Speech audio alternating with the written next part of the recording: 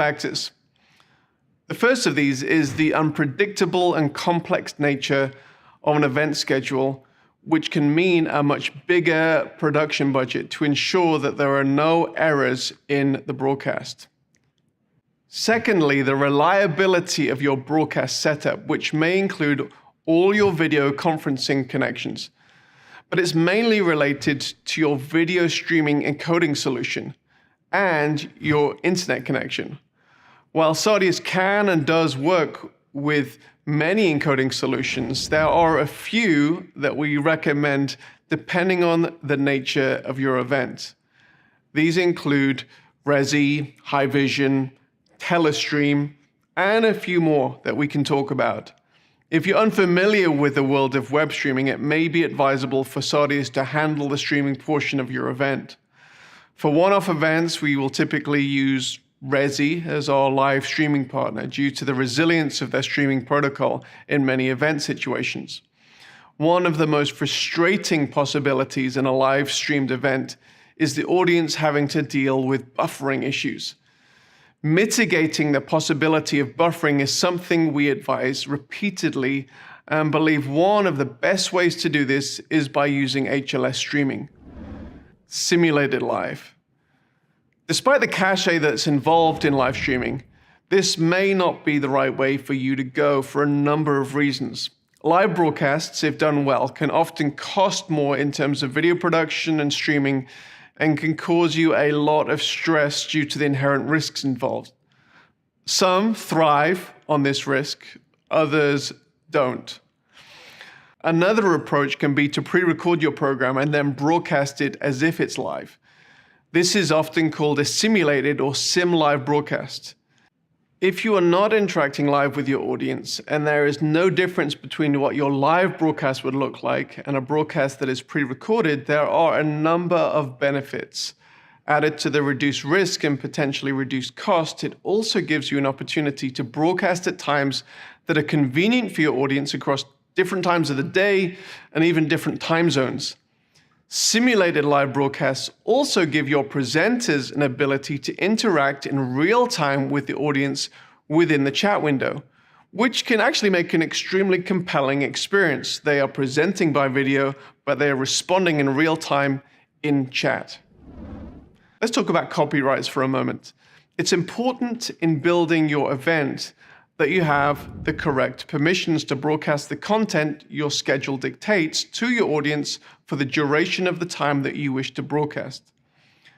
This means it's important, if you intend to live broadcast and keep the archive of the session afterwards, that you have the correct permissions of the on-camera individuals. If you're broadcasting music, it's important that you obtain the correct performance and broadcast permissions ahead of time.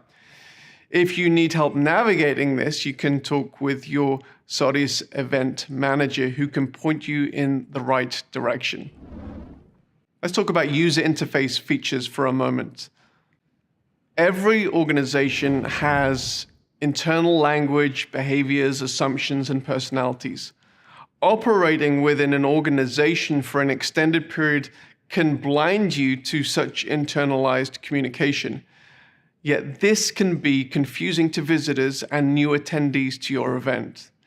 There are simple methods of presenting information that can provide clarity and context to your event and which can orient your audience to help them quickly understand what is going on and ultimately help them understand you. These components include bios. Who is presenting now? Why should I listen to them? How can I connect with them through social links and other web calls to action? And how does their inclusion in the event add to the overall purpose of the event? Sardius typically recommends you include headshots, bios, and links to your presenters. And we can provide the total list of presenters or pop-out modals, which will change throughout the event as your presenters on stage change. Secondly, the schedule. Providing a clear schedule for the event is a must. We typically do this two ways, with an at-a-glance approach as well as providing an interactive timeline under the main video player, which progresses throughout the event, and gives the ability for the audience to see where they are at within the context of the whole event. Calls to action, or CTAs, are highly related to your main purpose and the metrics of success for your event. These should generally be decided ahead of time. You shouldn't overload your audience with CTAs, but they are super helpful in being clear with your audience about what you would like them to do, so don't leave them out. And once they're determined, you can include them in many parts of the event and the event platform, from presentations in the main session, to linked overlays, to handouts, to things in the chat window. However, within the main watch experience, this might take the form of prominent text, graphics leading to a landing page, which can help your audience respond in an appropriate manner. So these are just some of the things that you need to think about as you create a clear, effective production of your online event. Let's go through the checklist.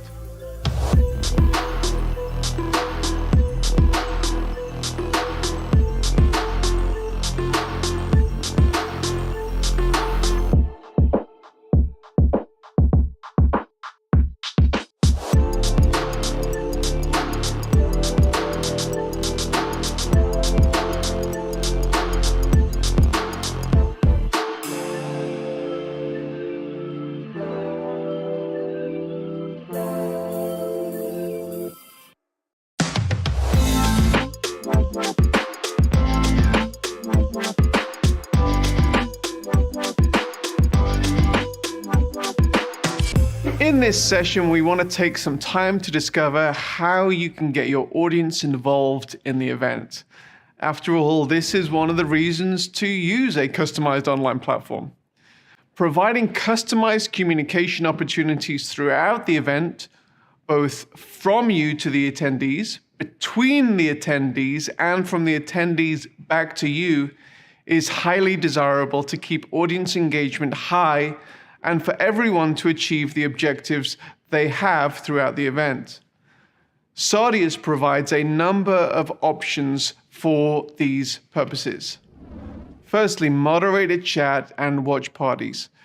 Providing your audience with the ability to chat as a group or as a smaller geographic or affinity-based watch parties has become an expected feature in recent years.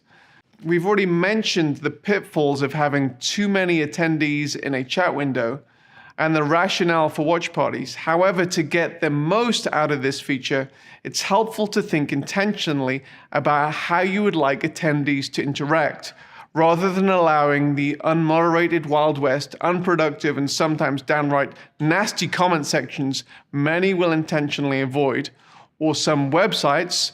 And for your comfort, because we provide moderated chat, we both flag and mute offensive language and provide moderators the ability to mute trolls so that they can continue their trolling behavior to their heart's content, oblivious to the fact that they have been placed in a cone of silence. We believe intentional chat includes the following. Firstly, using presenters, pastors, subject matter experts as moderators. This gives the presenter the ability to guide the conversation and ask